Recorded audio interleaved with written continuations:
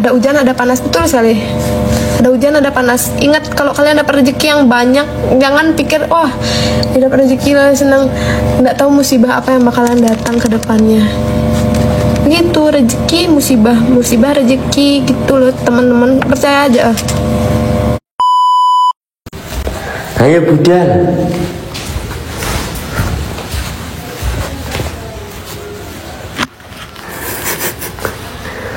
Apa? Tangi ingin dengaran tuh. Tangi gila kerja keras nanti. Cacah pingin kata-kata motivasi tuh. Kata-kata motivasi nih. Nah, ini kata-kata motivasi. Kata-kata motivasi. Kita cedek nih. Berkibarlah bendera negeriku, berkibarlah engkau di dadaku. Ayo budal.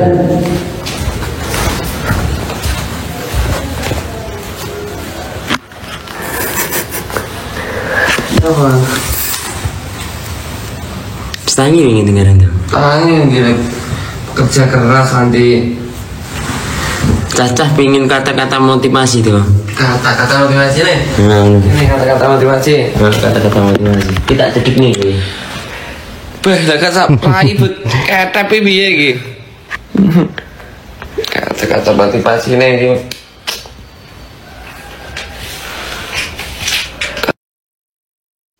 Oke, jumpa lagi teman-teman.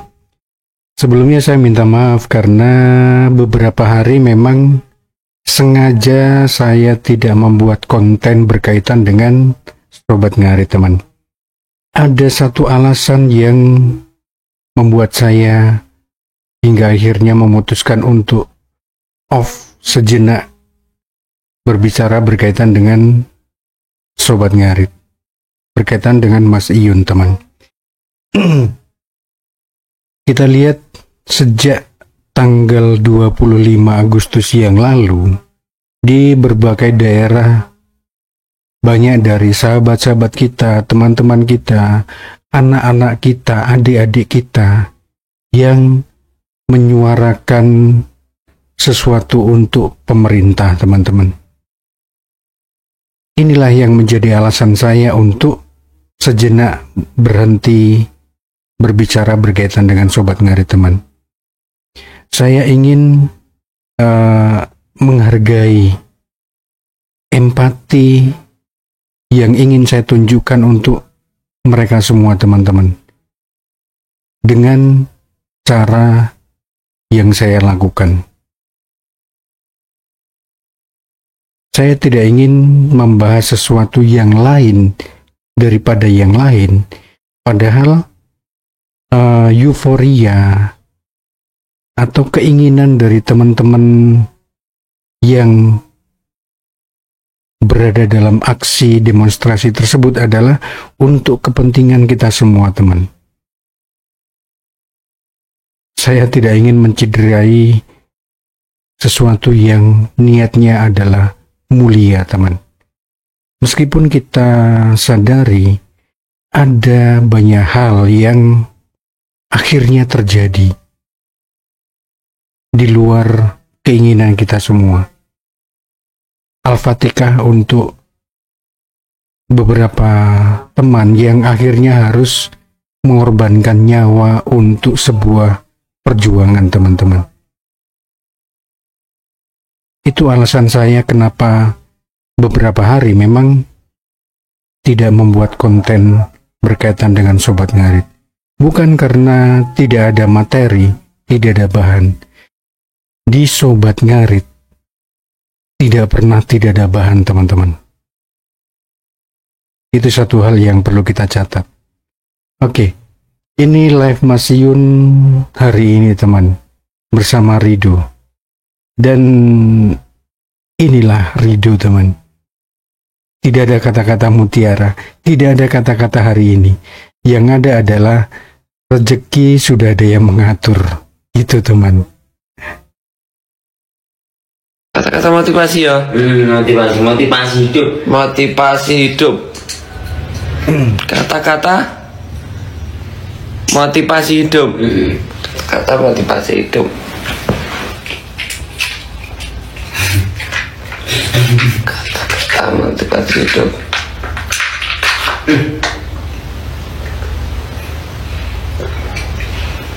Mangitan Elsa apa? Malah turu. Kisah-kisah sering jumpa. Oh iya. Kata-kata motivasi cuman do mikir. Mikir ora suwi, ora dipikir kok. Kata-kata motivasi hidup, Pak. Kata-kata motivasi hidup. Kata-kata motivasi hidup ya. Sik tak pikir aro. Jajal sik tak pikir ukur-ukur sik. Kata-kata motivasi hidup. Aduh, Rido. Nih, suan gue. Suen. Suan. Muka ya. Tinggal Mas.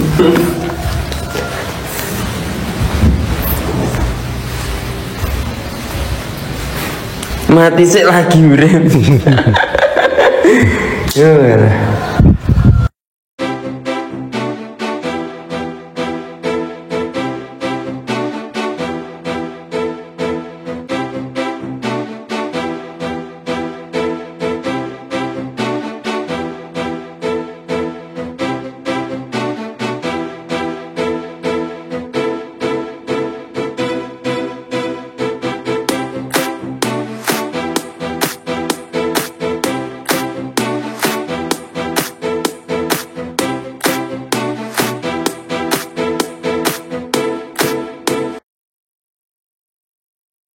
Pasti teman-teman sudah melihat video ini. Dan menurut saya ini sangat spesial, teman. Sebuah momen yang tidak akan terlupakan oleh Papi Tom Liwafa, teman. Dan di momen spesial itu, ketika beliau turun langsung ke tengah-tengah demonstran dengan memakai kaos Sobat Ngarit. Saya yakin hal itu tidak dilakukan beliau tanpa alasan, teman. Pasti ada alasan tersendiri. Kenapa harus memakai kaos Sobat Ngarit? Kenapa tidak memakai kaos yang lain? Luar biasa, teman. Sebuah kebanggaan untuk kita sebenarnya. Di tengah masa yang sangat luar biasa, ada yang memang murni memperjuangkan aspirasi, tetapi ada juga yang memiliki kepentingan tertentu. Tapi satu hal, dengan Papi Tom memakai kaos Sobat Ngarit, secara tidak langsung beliau ingin menunjukkan saya juga orang kecil. Saya bagian dari Sobat Ngarit. Itu yang perlu dicatat, teman-teman. Oke lah, berbagai tuntutan berkaitan dengan demonstrasi itu arahnya adalah ke para anggota dewan, anggota DPR. Tapi kita juga tidak bisa pungkiri, teman. Tidak semua yang dilakukan oleh para anggota dewan itu hal yang tercela, teman. Dari ratusan anggota dewan, masih banyak mereka yang memang memiliki niat baik, teman. Dan ini, Papi Tom salah satunya.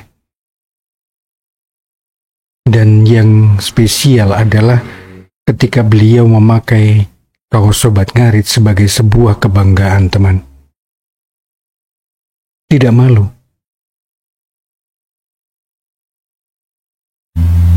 Apakah ini salah satu wujud bahwa Papi Tom pun menginginkan Sobat Ngarit agar kembali berjaya? Saya rasa itu, teman. Karena disadari atau tidak, Sobat Ngarit sudah menjadi simbol masyarakat menengah ke bawah. Banyak di antara kita adalah sopir taksi, karyawan pabrik, petani, peternak, dan berbagai macam profesi teman-teman. Apakah kita menafikan mereka yang menengah ke atas? Tidak, teman. Kita semua adalah satu keluarga. Dan itu yang ingin ditunjukkan oleh Pak Pitung. Dan harapannya adalah Mas Yun melihat ini semua. Mas Yun melihat kebanggaan dari seorang Pak Pitung, teman. Luar biasa. Tindakan kecil yang menurut saya itu memiliki makna yang besar untuk kita semua. Harapan kita ke depan, Sobat Ngarit memang menjadi wadah yang semakin bermanfaat, teman-teman. Sobat Ngarit menjadi simbol kebersamaan. Itu satu hal yang perlu kita catat baik-baik di dalam benak kita, teman, di dalam pikiran kita. Keanggunan daku ini, jemariku ini menuliskan karismamu. Berkibarlah bendera negeriku, berkibar di luas nuansamu. Buah delima, buah leci. Surat terbuka untuk sang pengembala sapi. Amin. Tak iling no. Aja disepil kabeh. Ya, aja disepil kabeh sampean sepil kabeh, tak sepil calon bojone sampean. Piye? Oh, wis. Aduh. Garane ana sing setruk kae. Eling. Aja disepil kabeh. Sakno ana sing setruk. Ya, ana sing setruk, ana sing kejet-kejet ngono, ya. Aja, ya, tak ilingno ya. Sampean sepil kabeh, ditenono, ya, ditenono. Oh, wis ana wong setruk iki lho, karo wedi lho akar. Ya, ilingno. Ya, oke. Hallo Sobat Ngarit, greetings from Germany. We are so far from you guys, but our spirit is the same. Kerja keras, stay solid, and always support each other. We are proud to be part of this big family, Sobat Ngarit. Sending love and respect from Europe to Indonesia. I love you, Dari Eropa, teman-teman. and of course I love Mami Gung Ayu, Sobat Ngarit. Hurrah! Udah. Gue pun tidak beli yang mahal ya. Kalau Apple Watch tuh mahal banget, bener-bener mahal banget sampai 6 jutaan. Jadi gue kayak males beli. Nah, Gue teman-teman tuh dengar baik-baik jarang ini. nyarger Ada gitu. sesuatu yang luar Pengen biasa di pakai sini, teman. Apple Watch, tapi gue jarang nyarger, nggak dipakai gitu. Kayak ini juga bisa nyambung ke HP ya.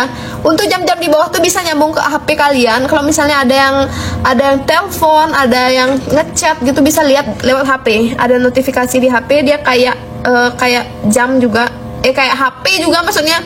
Ini nanti ada ininya. Apa namanya?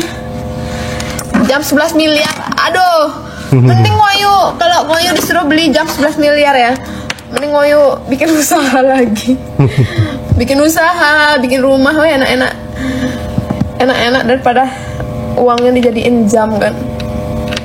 Jamnya cuma dipakai kayak gini doang, kayak nggak terlalu ngaruh untuk hidup kita. Mending untuk sedekah. Gue punya uang 11 miliar, gue pakai sedekah 2M atau nggak berapa. 2M gue pakai sedekah, habis saya buat buang ayu, nanti puter-puter, bikin usaha, puter lagi gitu. Sedekah ya, ingat ya, kita dapat seberapapun rezeki yang kita dapat itu ada rezeki, ada